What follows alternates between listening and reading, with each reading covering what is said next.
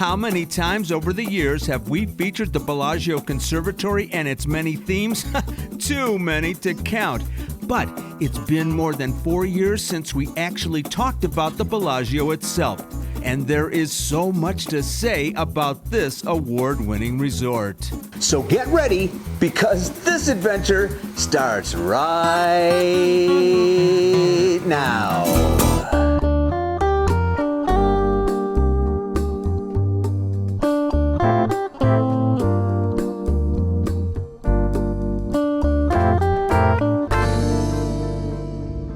All right, let's kick things off right out front, here at one of the most photographed spots in the entire world.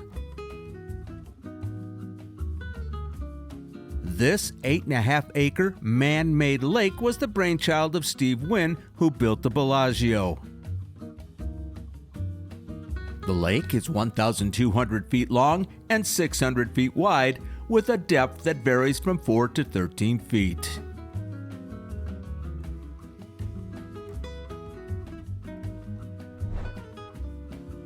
Now, here's a fun fact. Wynn was only allowed to build it on the condition that it would use less water than the Dunes golf course that used to be here. And get this, it does about 2/3 as much. Some water comes from a well that was previously used for the golf course. Plus, water from the O Aquatic Show drains into the lake. Recently, we showed you a little forest of palm trees near where we live, trees that the Hard Rock folks had salvaged from the Mirage and intend to put back. Bellagio builders did something similar way back in the 1990s. They saved nearly 300 pine trees from the Dunes golf course and made them part of the Mediterranean design of the resort's gorgeous pool deck. They also spent more than a year searching for mature Japanese privets, which can withstand our harsh summers, and found them at the Government Center in Ventura County, California, of all places. They dug up and transplanted more than 30 of them right here to the Bellagio.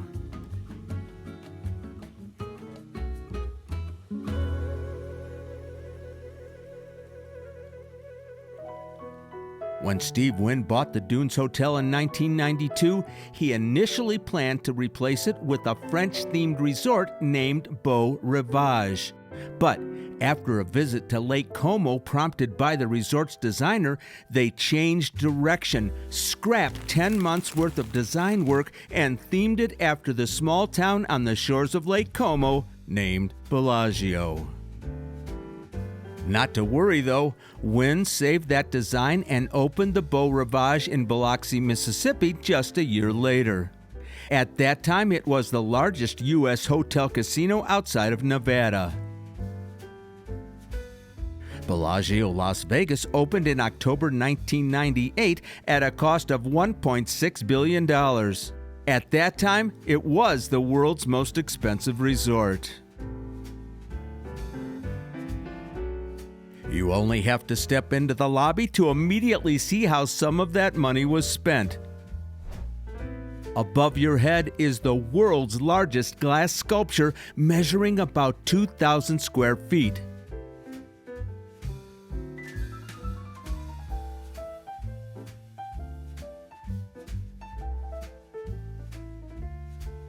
It's called Fiori di Como, created over a 2-year period by acclaimed glass artist Dale Chihuly.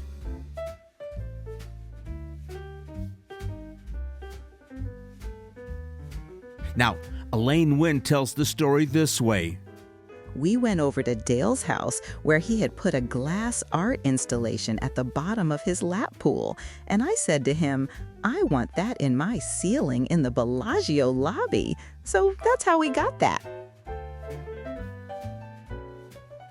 Bellagio has one of the larger casino floors in Las Vegas at 156,000 square feet. One thing to note is how the signage above the slot machines has been kept to a minimum. You just don't see a lot of glaring advertising in here. That, my friends, was on purpose. Steve Wynn wanted the guests to focus on the architecture.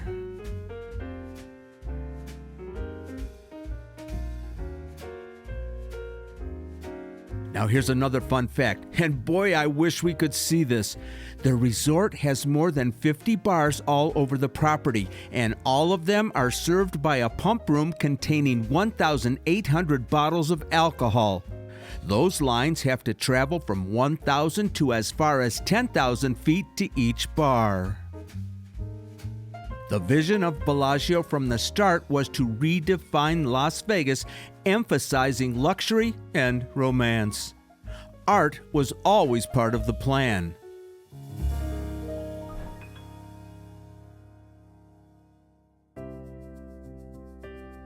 The Bellagio Gallery of Fine Art opened along with the resort and originally held artwork owned by the company and Steve Wynn himself. In the MGM era, the gallery has become a rotating exhibition space featuring collections on loan from museums all across the country. Art lovers who may think there's no culture here should definitely find time to visit this exquisite gallery.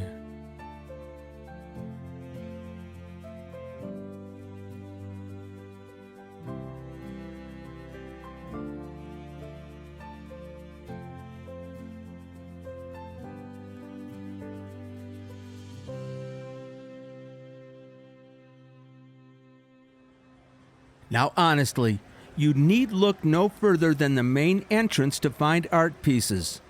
This sculpture was put in place in 2015, created by the late master stone carver Masatoshi Izumi. It's carved of basalt stones and represents Earth's 4 elements.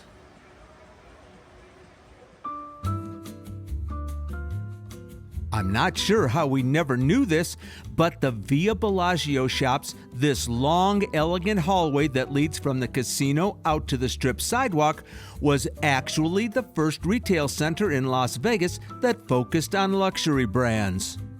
This was the first time we saw Vuitton, Chanel, Gucci, Hermes, Prada, and Tiffany here in the Southwest Desert. They were surely onto something though, because today, of course, there are multiple outlets for these brands up and down the Strip. All right, next up we're going to talk about Paula's favorite, the Conservatory. Anyone who's watched our channel for any length of time knows how committed we are to capturing the seasonal themes each year and presenting them in detail. We consider this one of the must-see free attractions here in Las Vegas, as so do 20,000 other people who visit this place every single day. The Conservatory and Botanical Garden is about 14,000 square feet, situated under a huge skylight. A dedicated horticultural staff of 100 or more keeps everything alive and thriving and is responsible for the changeovers. The themes changed 5 times a year, with each one costing about $1 million to bring to life. As you watch this, the Spring 2026 theme is being dismantled, and next week the summer theme will be unveiled. Now, in case you didn't know, as the plants are removed from the displays, they're sold to employees via plant sales, and the proceeds benefit the company's charitable foundation. A Wynn-built property always has to have a spectacle out front, and this one is world-renowned, the fabulous fountains of Bellagio. Steve Wynn came up with the idea, and the design firm Wet built it for $40 million, one of the most expensive fountains ever. There are more than 1,200 water nozzles, nearly 5,000 lights, and 183 speakers set in the lamppost for optimum sound. The dancing waters are choreographed to a wide variety of musical styles, with the most dramatic notes shooting the water as high as 460 feet. No matter where you watch the fountains from, they're a showstopper. Not only are there several Bellagio restaurants with fountain views like Spago,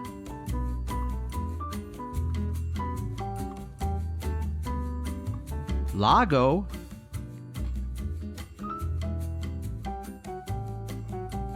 and Jasmine. There's also a terrace perfect for your destination wedding.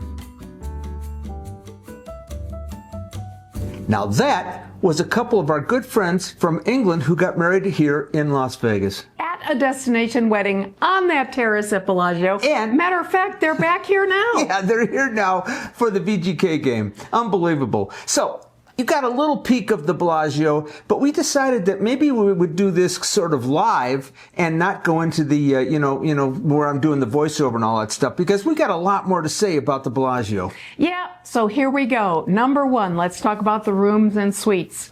People always want to know, when were they renovated or updated? And in Bellagio's case, it was a multi-million dollar upgrade.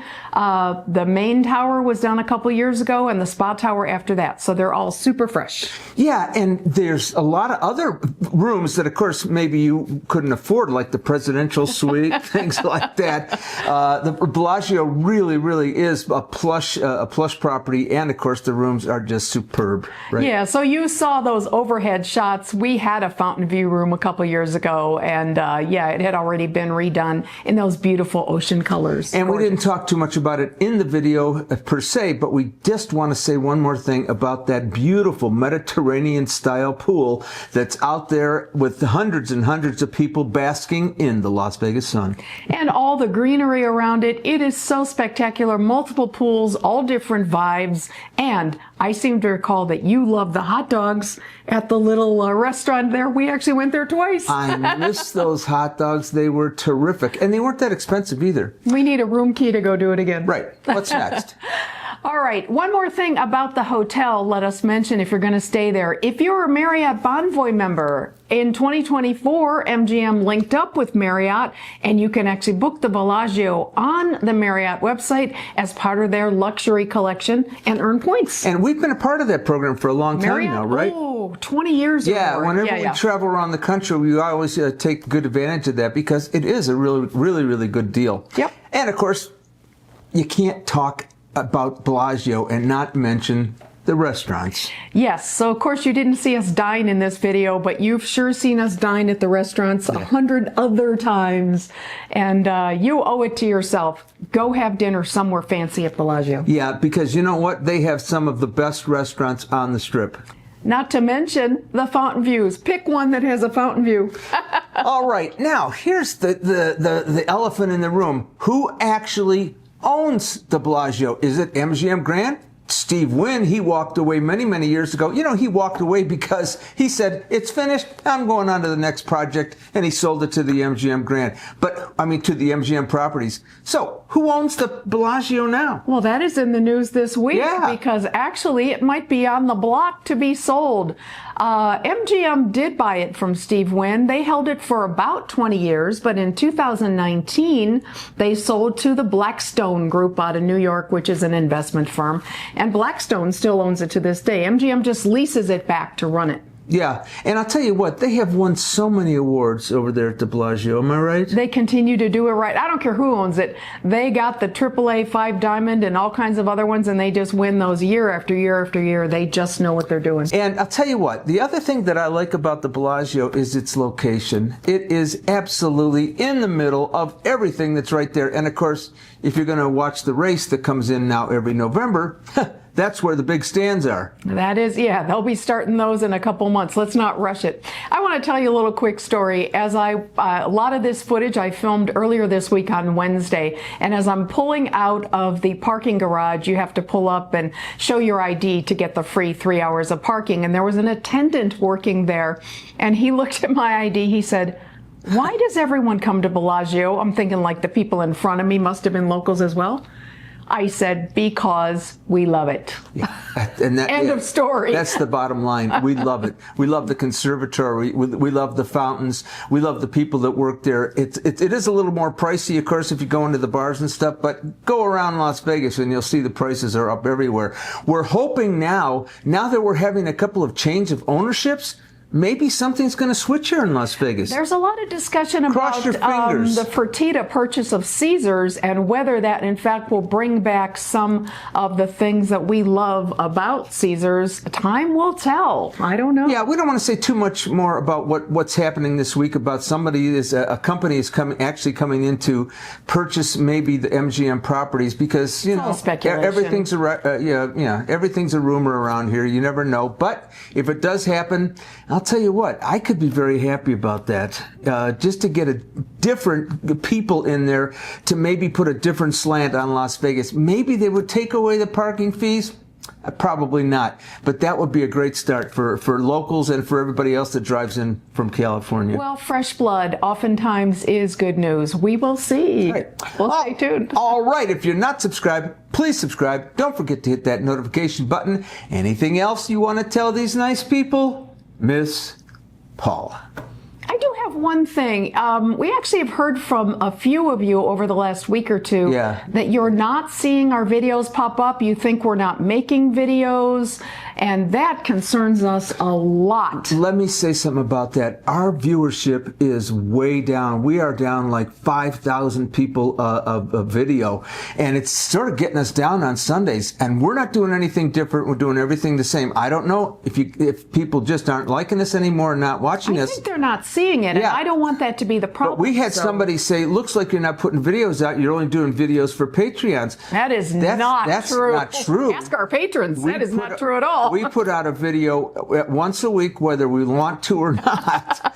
And sometimes we do sit there and go, do we really want to do a video this week? But we do. We try to be very consistent and put out a video every week. So, like I said, our views are down. We get a little bit depressed. So, check your subscriptions. See if you're still subscribed. Turn on the notification bell, because it will pop up on your phone or wherever if we have a new video, and maybe that's the only way you're going to see us. Right. All right. So, if there is another video you want to see, you may see it in the end card here. Go check that one out too as well, right?